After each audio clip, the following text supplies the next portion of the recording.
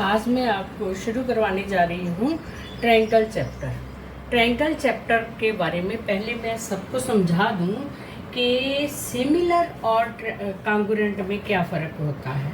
Congruent होती है कोई भी फिगर जिसका साइज़, जैसे ये दो ट्रायंगल्स हैं, अगर इनका साइज़ और सारे एंगल, सारी साइड्स सेम साइज़ की है, मीन्स एक फिगर को अगर हम उठा के दूसरी के ऊपर रख दें तो पूरी अगर वो उसको कवर कर लेती है तो वो कॉन्ग्रुएंट है। अगर एक बिल्कुल दिखने वाली एक जैसी फिगर्स जो दिखने में बिल्कुल एक जैसी है, दिखने में बिल्कुल एक जैसी है, पर एक का साइज बड़ा है और एक का साइज छोटा है। जैसे ये दो ट्रायंगल्स हैं, देखने में देखो एक जैसी लग रही है, पर लेकिन इसकी साइड छोटी है, इसकी बड़ी है, इसकी छोटी है ये वाली, ये बड़ी है, ऐसे ही ये वाली है, पर लेकिन देखने में एक जैसी क्यों लग रही है? क्योंकि अगर ये साइड 2 है और ये साइड सपोज 4 है तो ये 2 से बिल्कुल डबल हो गई ना, मतलब इनकी रेशो 1 और 2 हो गई। इसी प्रकार अगर ये 3 सेंटीमीटर की है तो ये 6 सेंटीमीटर की हो, और अगर ये 4 सेंटीमीटर की है तो ये आपकी 8 सेंटीमीटर हो। तो देखो 2 और 4 में क्या रेशो बनी? 1 और 2 की बनी ना। 3 और 6 में भी 1:2 बना, और 4 और 8 में भी 1:2 बना। मतलब ये सब ऐसी फिगर को जिसकी जो सारी साइड्स की रेशो सेम आती हो वो आपस में सिमिलर होती है, ना कि कॉन्ग्रुएंट। अगर इनके एंगल सारे बिल्कुल सेम हैं तो भी ये सिमिलर होगी अगर साइड का जिक्र नहीं है। अब जो एंगल्स हैं, अगर इसके दो एंगल भी आपस में इक्वल हो गए और तीसरे के बारे में कुछ नहीं कहा, सिर्फ 2 ही एंगल इक्वल हैं, तो भी ये ट्रायंगल सिमिलर हैं। सिमिलर क्यों हैं?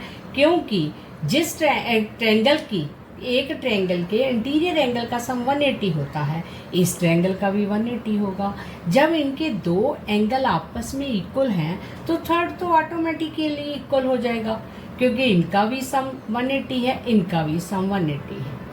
अब मैं क्या प्रूव करने जा रही हूँ, जो आपकी 6th चैप्टर में थ्योरम है, जिसको हम बेसिक प्रोपोर्शनैलिटी थ्योरम भी कहते हैं, बीपीटी भी कहते हैं। इसको क्या है, इसमें कहा गया है कि अगर इस एक ट्रायंगल में एक साइड इसकी थर्ड साइड के पैरेलल ड्रॉ की गई हो, जैसे ये आपके पास ट्रायंगल है, इसका नाम ABC है, इसमें एक साइड DE जो के BC के पैरेलल है, ये इसके पैरेलल है, एंड यहाँ AB को ये D पर मिलती है, AC को E पर मिलती है।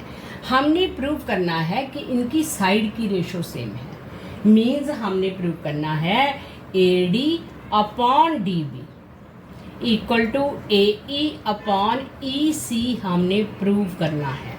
देखो ये थ्योरम आपकी बुक में है, पर लेकिन हो सकता है कि समझाने का मेथड से आपको बिल्कुल क्लियर हो जाए, इसलिए मैं इसका प्रूफ समझाने जा रही हूँ। प्रूफ में आप क्या करोगे, एक तो हमने ये प्रूव करना है तो आप कंस्ट्रक्शन कर लो।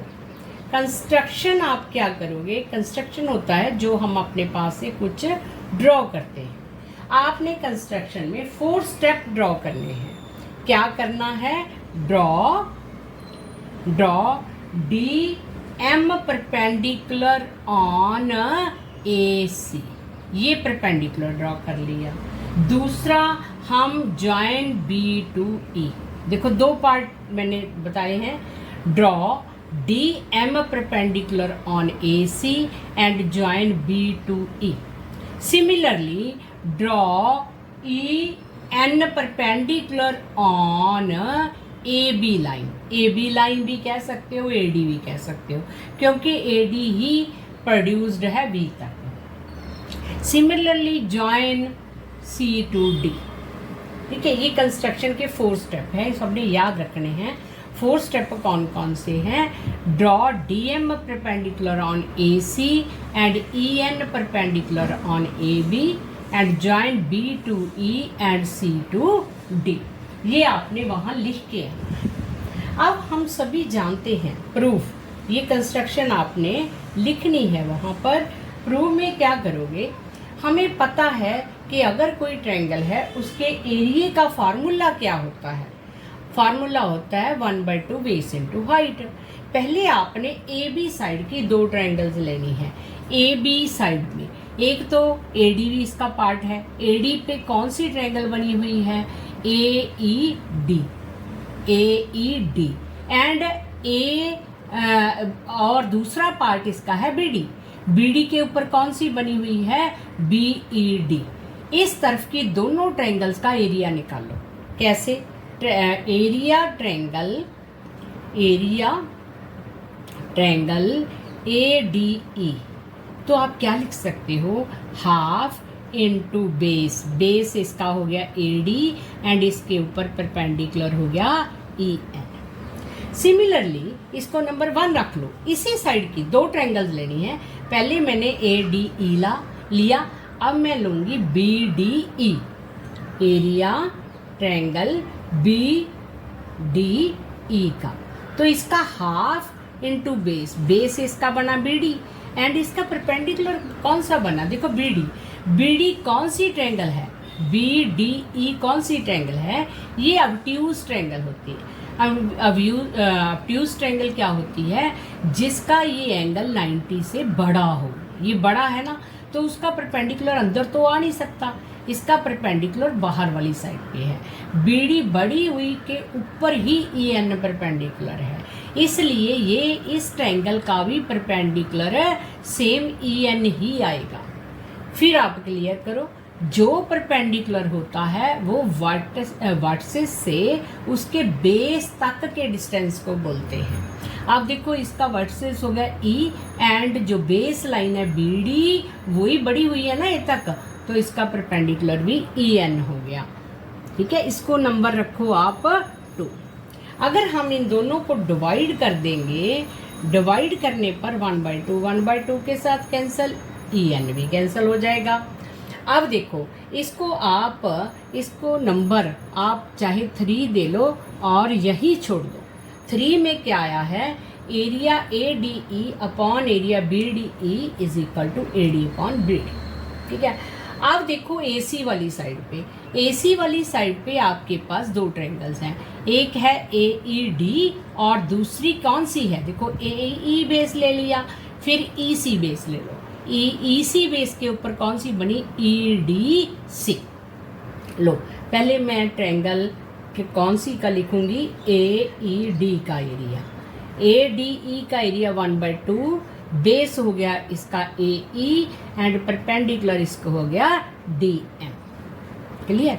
इसको आप चाहे तो इसको चलो मैंने 5 नंबर दे लेती हूँ। इसी प्रकार आप इस साइड की ट्रायंगल दूसरी लोगे, ई सी बेस वाली, तो ये ट्रायंगल कौन सी हुई? डी ई सी। इसका एरिया क्या होगा? 1/2, बेस हो गया ई सी एंड सिमिलरली ये ट्रायंगल भी ऑब्ट्यूज ट्रायंगल है क्योंकि ये एंगल 90 से बड़ा है, तो इसका परपेंडिकुलर भी सेम डी एम आएगा। इन दोनों को 5 और 6 को फिर से डिवाइड कर दो। 1/2 कैंसिल हो जाएगा, डीएम के साथ डीएम कैंसिल हो जाएगा, जे पॉइंट आपका आ गया 4। अब मेरे पास क्या आ गया? Area triangle A D E upon area triangle B D E is equal to A D upon B D आया है नंबर 3 में, है ना। तो नंबर 4 में क्या आया है? Area triangle A E D upon area triangle D E C is equal to A E upon E C आया है। इसको ये नंबर 4 है। अब दोनों 3 और 4 को कंपेयर करो। देखो ऊपर वाली ट्रायंगल में सभी सेम है, ए D E and A E D same है ना। तो पर नीचे वाले यहाँ है बी डी ई और यहाँ डी ई सी, ये ट्रायंगल में फ़र्क आ गया, एक में ये वाली ट्रायंगल आई है और एक में ये वाली ट्रायंगल आई है। आपने याद रखना है कि अगर दो लाइंस पैरेलल हों, इसमें कोई बेस, सपोज मैंने ए बी लिया, ए बी के साथ दे पैरेलल लाइनों में बेस ए बी के साथ कोई ट्रायंगल बना ली ए सी बी, ऐसे ही मैंने एक ट्रायंगल ए बी बेस के साथ इसी पैरेलल लाइंस में ए डी बी बना ली। देखो दोनों सेम बेस पर हैं, पर लेकिन ये दोनों पैरेलल लाइंस को टच कर रही हैं, तो इनका एरिया हमेशा बराबर होता है, ये याद रखना है। क्योंकि अगर बेस सेम हो और पैरेलल लाइनों के बीच में ट्रायंगल्स बनी हो, चाहे जितनी मर्जी बनी हो, सपोज मैं ए ई बी बना लो, देखो इनका बेस ए बी है और ये दो पैरेलल लाइनों के बीच में बनी है, तो इन सब का एरिया आपस में इक्वल होगा। Similarly B D E and D E C, ये दोनों triangle same base D E पर बनी है और ये दोनों लाइनें पैरेलल है जो कि हमारे गिवन है। इसका मतलब इनका एरिया इक्वल हो गया। किस किस का एरिया इक्वल है? बी डी ई का एरिया इक्वल है ट्रायंगल डी ई सी के, क्योंकि ऑन द सेम बेस कौन सा बेस है इनका? सेम बेस है D E and same parallel lines पता है ना आपको कौन कौन सी है? D E parallel B C. तो अगर इनका एरिया इक्वल हो गया, देखो इन दोनों का इक्वल हो गया, ऊपर वाला भी सेम ही है, तो ये दोनों लेफ्ट हैंड साइड के इक्वल हो गया, तो राइट भी राइट के इक्वल हो गया। Means A D upon B D is equal to A E upon E C हो गया। देखो लिखा हुआ आपकी बुक पे भी है, मैंने आपको समझाने की कोशिश की है कि आप कैसे कर सकते हो।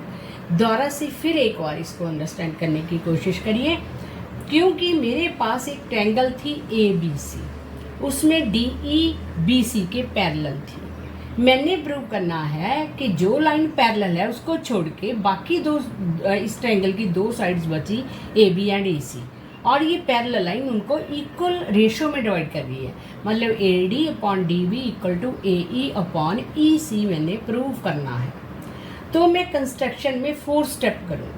4 स्टेप कौन कौन से किए हैं? पहले ए बी वाली साइड देखो, ए बी वाली साइड में दो पार्ट हम बना सकते हैं, A D and B D. A D के साथ कौन सी ट्रायंगल बनी? ए ई डी। उसका एरिया क्या हुआ? Half into base into height. Similarly एक ट्रायंगल बी डी ई बनी इसी साइड की बी डी बेस पर, तो इसका एरिया हो गया half B D into perpendicular same रहेगा। ठीक है, ये आपको क्लियर हो चुका है। देखो कंस्ट्रक्शन में 4 स्टेप करने भूलना नहीं है। प्रूफ में पहले इस बेस ए बी को लेके 2 ट्रायंगल्स लेनी है, फिर ए सी वाली साइड की दोनों ट्रायंगल्स लेनी है। इन चारों ट्रायंगल्स का आपने एरिया लिखना है। इस वाली दोनों को डिवाइड कर देना है, फिर इस वाली दोनों को डिवाइड कर देना है। डिवाइड करने पर जो हमें बन जाएगा उसके बाद हमने लिखना है कि जो नीचे वाली 2 triangle D E C and B D E दोनों ही सेम बेस डी ई पर बनी है और पैरेलल लाइन के बीच में बनी है, इसलिए इनका एरिया इक्वल है। तो हमारा लेफ्ट हैंड साइड इक्वल हो गया, तो राइट हैंड साइड ये ऑटोमेटिकली इक्वल हो गया। Hence the proof.